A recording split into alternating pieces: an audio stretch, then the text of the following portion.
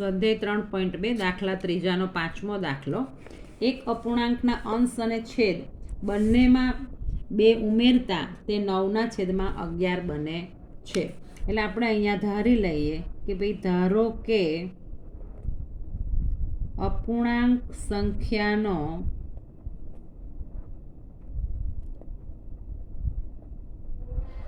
અંશ બરાબર x અને છેદ બરાબર y. હવે રકમમાં આપ્યું છે કે અંશ અને છેદ બંનેમાં 2 ઉમેરતા, એટલે આપણે અહીંયા લખીએ કે અંશ અને છેદમાં 2 ઉમેરતા તે 9/11 બને છે. હવે અંશ છે x, છેદ છે y, બંનેમાં 2 ઉમેરતા 9/11 બને છે. હવે આપણે ક્રોસ ગુણાકાર કરીએ, આ 11 અહીંયા ગુણાય ને આ અહીંયા ગુણાય, એટલે 11x + 2 અને અહીંયા 9y + 2. હવે 11x 11 દુ 22, 9y અને 9 દુ 18. હવે 9y ને આ બાજુ લાવીએ તો 11x - 9y અને 18 - 22. તો 18માંથી 22 જાય, -22 એટલે -4 અને 11x - 9y. હવે અહીંયા ને અહીંયા જો આપણે આદેશ xની કિંમત મેળવી લેવી હોય તો આ 11x, આ -4y, આ -9y આ બાજુ જાય એટલે +9y, આ x અહીંયા રહે તો -4 + 9y છેદમાં 11. આ આપણે આદેશ બીજા સમીકરણ માટે લઈશું. હવે આપણે રકમ આગળ વાંચીએ. અપૂર્ણાંકના અંશ અને છેદ બંનેમાં 3 ઉમેરતા તે 5/6 બને છે. એટલે આપણે અહીંયા અંશ અને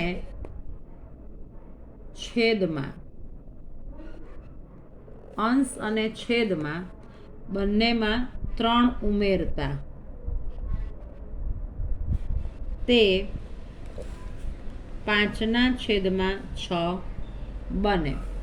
અંશ છે x, છેદ છે y, બંનેમાં 3 ઉમેરતા એટલે +3 અને તે બને છે 5/6.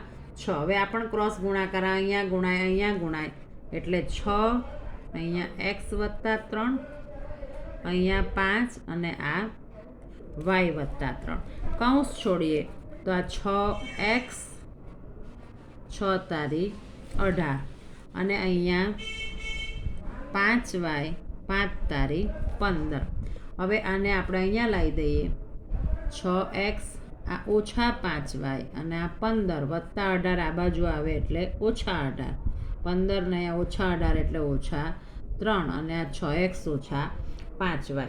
હવે આ જે સમીકરણ મળ્યું, સમીકરણ નંબર 2, એમાં જ્યાં x છે એ xની જગ્યાએ આપણે જે આ આદેશમાં xની કિંમત મેળવી હતી એ આપણે આની અંદર આ સમીકરણમાં મૂકીએ તો આ 6 -4 + 9y છેદમાં 11 -5y -3. અહીંયા આપણે લખીએ કે x બરાબર -4 + 9y છેદમાં 11 મૂકતા અથવા આદેશ લેતા. કૌંસ છોડીએ 6 × 24, 9 × 54y છેદમાં 11 -5y અને -3. હવે આ 11 અહીંયા આની જોડે ગુણાય અને આ 11 અહીંયા આની જોડે ગુણાય, એટલે અહીંયા -24 + 54y, 11 × 5 = 55y અને 11 તારી 33. અહીંયા -3 છે એટલે અહીંયા -33. હવે આ 54y - 55y છે તો આને આપણે અહીંયા જ લખી દઈએ તો કે આ -24 આ +54 અને -55 એટલે -y બરાબર -33. હવે આ 33. હવે આ -y આ બાજુ જાય એટલે +y અને આ -33 આ બાજુ આવે એટલે +33. તો 33 અને 24 એટલે 33માંથી 24 જાય તો y બરાબર 9. આપણને yની કિંમત મળે છે 9 અને y બરાબર જે 9 મળ્યા એને આપણે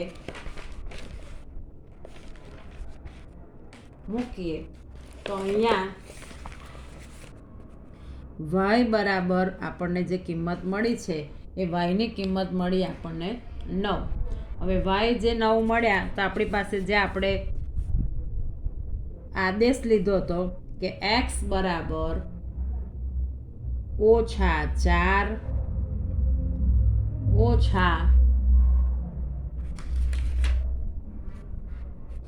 -9y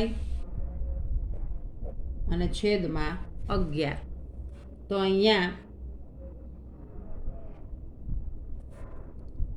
-4 +9y.